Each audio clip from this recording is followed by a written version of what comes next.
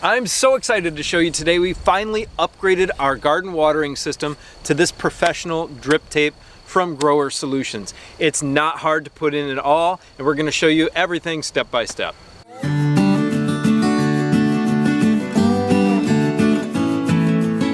Now there is a debate on whether overhead watering is better or drip irrigation. For us, it's easier to use drip. A lot of people do overhead irrigation if you have a small farm, but some of them do drip also. So it's kind of up to you which one you want to use. So if you didn't already know, we've partnered with a very cool family-owned company called Grower Solution. They have a ton of stuff from greenhouses, irrigation, for small farms and for homesteads in terms of growing food.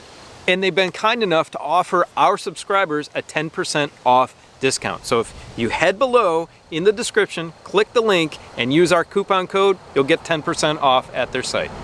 Now let's check out what comes in the Master Gardener Irrigation Kit. So we have 100 feet of 1/2-inch hard poly tubing, and that is our header line. And then we've got 1,000 feet of the 8mm drip tape, which is a 5/8-inch drip tape, and the emitters are every 12 inches.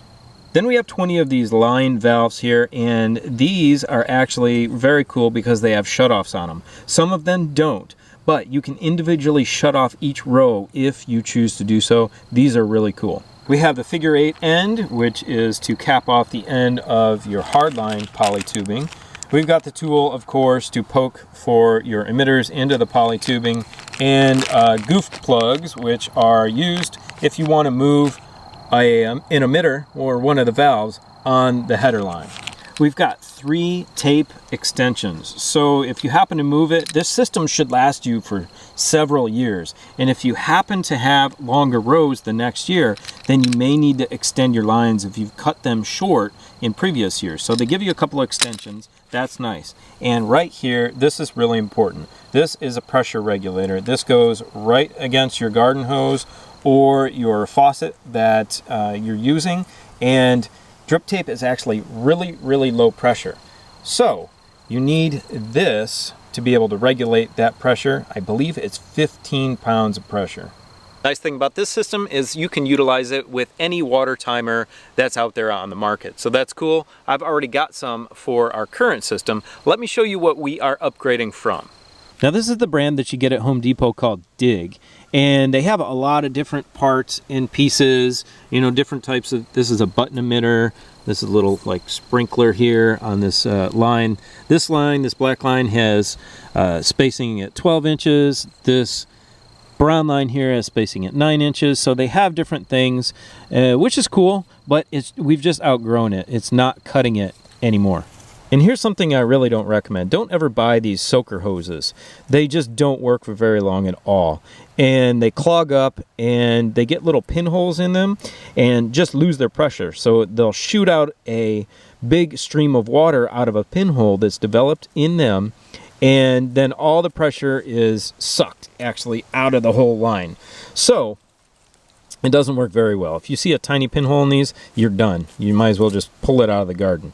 So these Dig timers are really nice. I've actually had this one for 8 years, and it's battery operated and it does the job. You can set it for as many settings as you want, and it's got a regular connection on it, so it'll connect to the other one with no problem. And it also uses this 1/2-inch poly tubing. So if we needed to use our drip tape with this system that's already in place, we can do that. And we're going to be running the new system on the back half of our garden here. So this big new bed that you saw me put in, and then I'm going to run it all the way to the other side and finally get drip irrigation up where all of the potatoes and the beans are this year. Now, as you know, most of my beds are raised beds because of the soil here, but I do have 2 tilled beds, and I'm actually adding a 3rd, and I'll tell you about that later. But this is one of our tilled beds. We've got fresh compost on it, and it's looking pretty good. I've just got beans and some cucuzza, some Italian cucuzza squash down at the end. And on the other side, we've got our potatoes. So I'm going to be running a couple of lines all the way up these so I can get all this watered. I don't have to water it by hand anymore. So this drip system with these timers is awesome. Let's show you how to put this one in. So I've got a couple of extras here that we're going to need in the process. One of those are these landscaping staples, and make sure you get the galvanized ones so they don't rust really fast. So landscaping staples will help us hold down either our header line, the hard poly tubing, or our drip line. They're really good for that. Now I also grabbed some of these push to connect elbows if we need to turn our header line. And additionally, I grabbed some of these little end clips here, which actually go on the end of the drip tape. Now there are 3 different ways that you can close the end of the drip tape, and I'm going to show you all 3, but let's get started on that header line. And don't forget, all of these will be listed in the description below as well. So first things first, we are going to insert our poly tubing here, our hard header line, into our pressure regulator, which will go eventually over to our timer, which we're going to put on the existing hydrant that's in our garden next to the other timers. So we're going to just push that on, and then it's actually opposite threaded here, so it clamps down on that. So just push it on, turn it the opposite way, and you're all set. On the end of your header line, of course, just use your little figure 8 here, slip it over, bend the tube, and then bend it back and put it in the other hole of the figure 8, and that'll create your watertight connection on the end. So we've gotten to the end where we want our main header line here, and we're just going to secure this down with the fabric staples. They work really well. So now comes the fun part, rolling out our drip tape and connecting it to our header line, and then we're done. Now some of these big rolls of drip tape can be pretty heavy. You might need something to put through the center of this to spool it out, but this one is only 1,000 feet, it's pretty light. Now some of these 1/2-inch poly lines that you'll use for your headers come with a little white stripe on it, and that's just to keep all your emitters in line. This one doesn't, no big deal. So what we're gonna do is we're gonna take the tool that comes with it, that little point, and we're gonna poke it through our header line. Now we're gonna poke it through where we need our drip tape. Make sure you don't go through the other side, of course. Poke it till it pops in, and then we're gonna kind of rock this sideways until this emitter, or this header valve, gets in there. There, it's really that simple. Now we're gonna show you how to connect the tape. So here's the drip tape itself. You can see these slits in it, and those are every 12 inches. Those are the emitters on the tape, and you want those facing upward on the ground. So to put the tape on the valve here, you're just going to slip it over. There's 2 barbs on there, and you want to get over both of those barbs.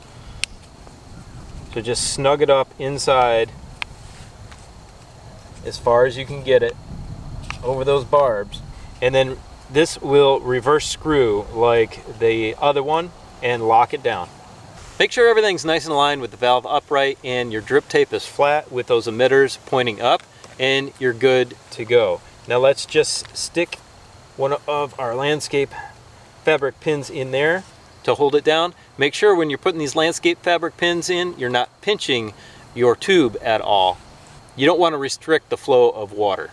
All right, let's roll out our lines.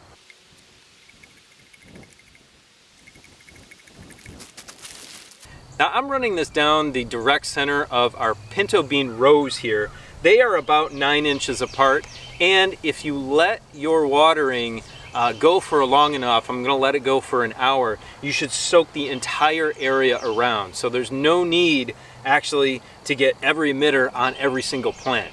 If you let it go long enough, you'll get enough water. Now I'm going to secure this down with these staples again, and you don't need to go overboard.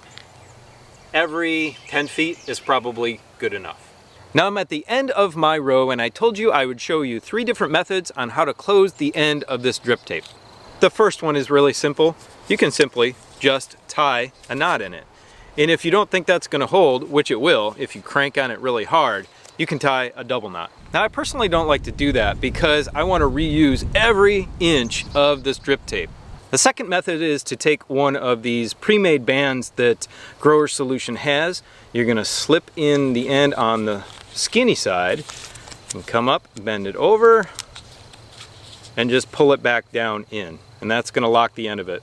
So the third method is to create what's called a wetting band. What you do is you take the end of this and you cut off maybe 1.5 inches, 2 inches, somewhere around there. Cut that off. You're going to fold the end of your drip tape down 2 times and kind of fold it in half like a piece of pizza, like that. And then you're going to open up this little wetting band that you've created, if I can get this open. There we go. We're going to slip that down over the top of it, and that's going to lock that end in place too. So if you use a gardening method where you run weed barrier fabric down, you burn holes in it, and you plant in those holes, you can either run the drip tape above or below the fabric. So if you go out there and you do your research, 50% of the people are going to say that it works the best on top, and 50% of the people say it's going to work the best on the bottom. We're going to try both because this is our first time having this drip tape, but I think it's okay if you do either of them. So the super cool thing about this type of system is it's going to last you for a very long time. You can reuse it over and over and over again for years and years. If you have any questions about what we did, leave us a comment in the comment section below. I'd be happy to answer those for you. Now I want you to check out this video here, which shows you exactly how to prune raspberries. Have a great day. We love you. See you next time. Bye.